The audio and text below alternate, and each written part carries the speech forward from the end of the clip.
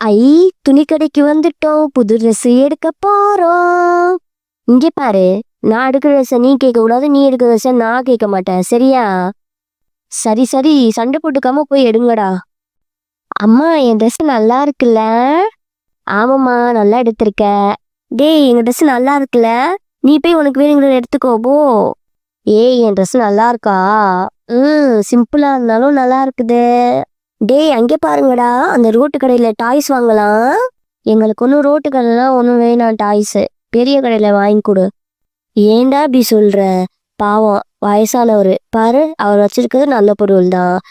பெரிய பெரிய கடை மட்டும் இல்லை, இந்த மாதிரி சின்ன சின்ன கடையிலையும் வாங்குற பொருளும் நல்லா இருக்கும். நம்மளால அவங்களுக்கும் ஏதோ ஒரு பிரயோஜனமா இருக்கும்ல. அவர் பாரு, எவ்வளோ வயசானவர், கஷ்டப்பட்டு அந்த பொருளை வித்துட்டு இருக்காரு. அதை போய் வேணான்னு சொல்ற? இந்த ஒரு வாட்டி வாங்கி பாரு, கண்டிப்பா நல்லா இருக்கும். சரிம்மா, நீங்க சொல்றதும் சரிதான், வாங்குவோம்.